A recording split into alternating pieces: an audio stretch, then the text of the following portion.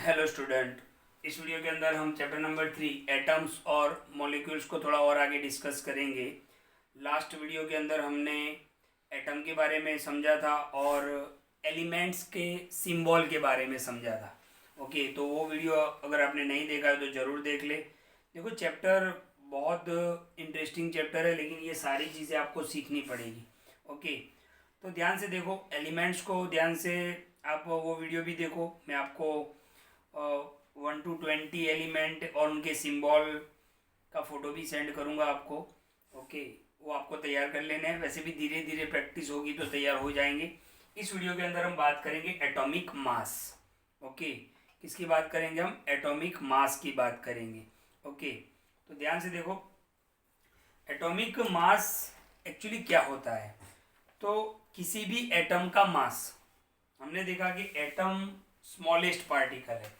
Atom कौन से shape में होते हैं? स्पेरिकल शेप में होते हैं। एटॉमिक रेडियस को मेजर किस में करते हैं? नैनोमीटर में करते हैं। ओके, तो एटम बहुत ही छोटा होता है। ओके, एटम बहुत ही छोटा होता है, स्मॉलेस्ट पार्टिकल, राइट। बट उसका मास, एटम का मास कितना होगा, किसके बराबर होगा एटम का मास? क्योंकि बहुत छोटा है। अच्छा, वो किलोग्राम और ग्राम में तो होगा नहीं, है ना, क्योंकि ये तो बड़े यूनिट है, राइट। तो एटम का जो मास होता है वो बहुत ही, अब एटम ही छोटा है तो उसका मास भी बहुत कम होगा।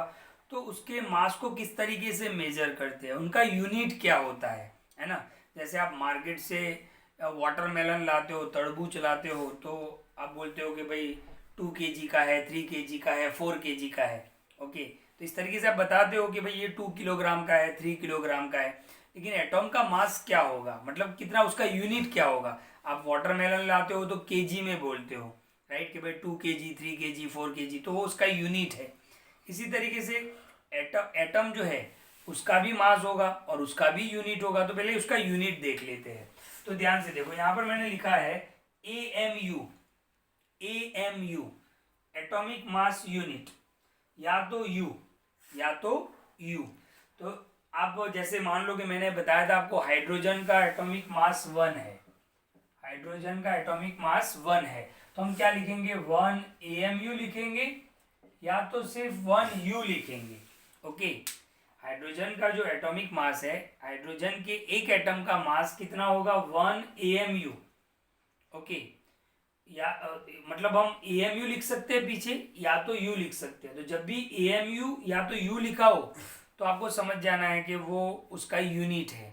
तो यूनिट क्या होगा? AMU एटॉमिक मास यूनिट, या तो सिर्फ U लिखते हैं जिसको हम क्या बोलते हैं? यूनिफाइड मास। ओके, तो ये तो यूनिट की बात हो गई। अब ये 1 AMU किसके बराबर होता है? 1 AMU यानी कितना? तो 1 AMU is equal to 1.67 multiply 10⁻⁻27, यानी बहुत कम हुआ। देखो, जब भी पावर माइनस में आता है तो वो बहुत ही कम होता है। तो 1 AMU का मतलब क्या होगा? 1.67 इंटू 10⁻⁻27 किलोग्राम। 10⁻⁻27, ओके, किलोग्राम, यानी बहुत ही छोटा हुआ ये। तो ये 1 AMU है, राइट। अच्छा, इसको किस तरीके से मेजर किया जाता है? तो मतलब किसके साथ कंपेयर करके मेजर किया जा सकता है? यानी 1 AMU यानी कितना।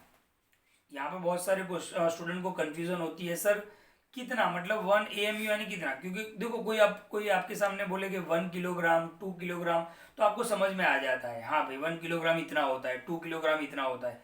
लेकिन 1 AMU बोले तो नहीं समझ में आता है कि 1 AMU यानी कितना।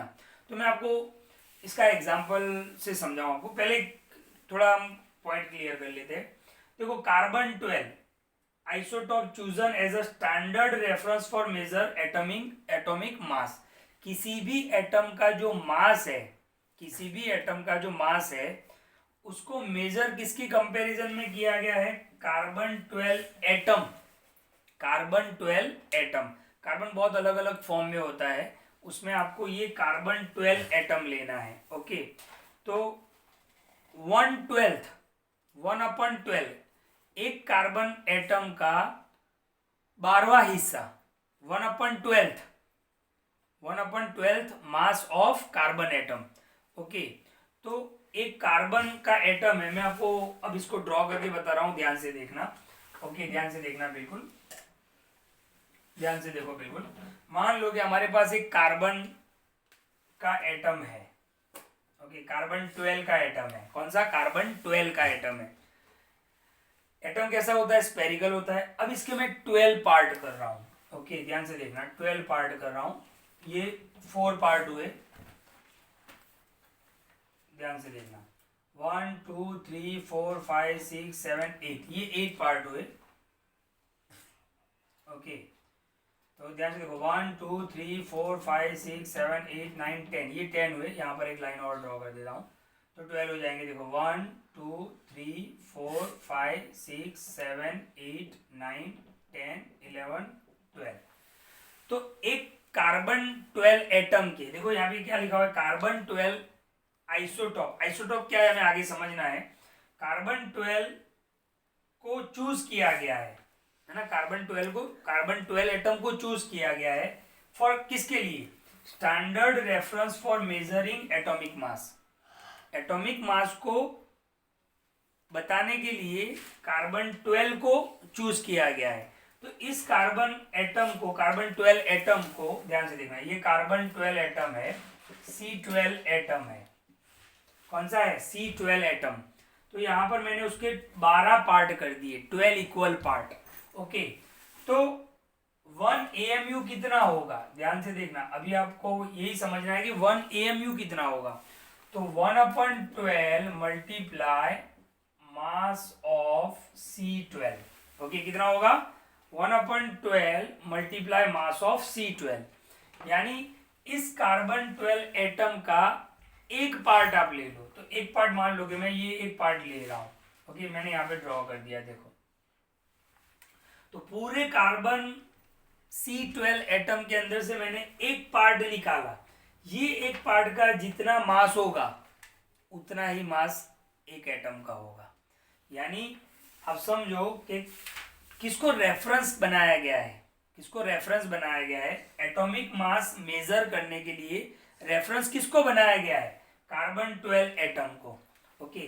तो कार्बन 12 एटम के 12 इक्वल पार्ट कर दो आप, और एक हिस्सा निकाल लो, उसका जितना मास होगा उतना किसके बराबर होगा? 1 AMU के बराबर होगा। AMU, atomic mass unit, okay. यानी कार्बन एटॉमिक मास को मेजर करने के लिए रेफरेंस किसको लिया गया है? कार्बन 12 एटम को। अब आप बोलोगे कि सर हाइड्रोजन को क्यों नहीं लिया, क्यों कार्बन को ही लिया, क्यों क्लोरीन को नहीं लिया? तो कार्बन 12, देखो कैलकुलेशन करते गए, पहले हाइड्रोजन का एटम लिया तो उससे जो वैल्यू आती थी वो डेसिमल में वैल्यू आती थी, एग्जैक्ट वैल्यू नहीं आती थी। फिर मान लो कि हीलियम भी लिया होगा, लेकिन एग्जैक्ट वैल्यू नहीं मिलती थी। फिर ये भी आया कैलकुलेशन में, तो इसका कैलकुलेशन करने पर जो वैल्यू मिली हमें, वो मतलब जो साइंटिस्ट जो भी एक्सपेरिमेंट कर रहे थे वो एग्जैक्ट वैल्यू मिली, ओके, एग्जैक्ट वैल्यू मिली। हम इसके बाद इसी वीडियो के अंदर हम कौन से एलिमेंट का कितना एटॉमिक मास है ये भी हम डिस्कस करेंगे। अभी आप इतना समझो कि एक एटम का मास कितना होगा। तो C12, अब ये याद रखो, 1 AMU इज इक्वल टू क्या होगा? 1/12 of multiply mass of 12 carbon. यानी इसका जितना मास होगा उसमें से एक अगर हिस्सा में निकाल लूं तो उसके बराबर होगा 1 एटॉमिक मास, 1 AMU होगा। तो आई होप आपको समझ में आया होगा। देखो यहाँ पे क्या लिखा हुआ है, 1 atomic mass unit is a mass unit equal to exactly 1/12, 1/12 the mass of 1 atom of carbon 12, okay. अब आपको समझ में आ गया होगा कि एक एटम का मास कितना होगा। पूरा जो C12 एटम है, पूरा जो C12 एटम है उसके मास को डिवाइड बाय 12 करो, उतना होगा। यानी एक पार्ट, ये 12 पार्ट है, उसमें से एक पार्ट का जितना मास होगा उतना एक एटम का मास होगा, ओके। अब मैं आपको बताऊं कि इसके कुछ एलिमेंट्स के अलग अलग एटॉमिक मास कौन कौन से है, राइट। तो ध्यान से देखो, जैसे हाइड्रोजन का एटॉमिक मास, ओके, हाइड्रोजन का एटॉमिक मास कितना है? 1 AMU। फिर ऑक्सीजन का कितना है? 16 AMU, ओके। इस तरीके से तो आपको पता होगा कि H2O हमने फाइंड किया था, इसका एटॉमिक मास, तो इसका एटॉमिक मास हम कैसे फाइंड करेंगे? ओके अच्छा, एटॉमिक मास भी बोलते हैं और साथ में इसको मॉलिक्यूलर मास भी बोलते हैं। तो इसको कैसे फाइंड करेंगे? देखो हाइड्रोजन कितने हैं? 2, तो 2 हाइड्रोजन। ऑक्सीजन कितना है? 1 ऑक्सीजन। अच्छा, हाइड्रोजन का एटॉमिक मास कितना होता है? 1। ऑक्सीजन का कितना होता है? 16। तो 2 1 जा 2, 16 1 जा 16, यानी कितना होगा? 18 AMU होगा। 18 AMU होगा, राइट। तो इसका मतलब ये हुआ कि H2O का जो मॉलिक्यूलर मास है वो कितना होगा? 18 AMU होगा। कितना? 18 AMU। हाइड्रोजन का एटॉमिक मास कितना होता है? 1। ऑक्सीजन का कितना होता है? 16 होता है। इस तरीके से बहुत सारे तो हाइड्रोजन का एटॉमिक मास कितना है? 1 AMU। ऑक्सीजन का कितना है? 16 है। इसी तरीके से हीलियम का क्या होता है? 4। हीलियम का एटॉमिक मास क्या है? 4 AMU है।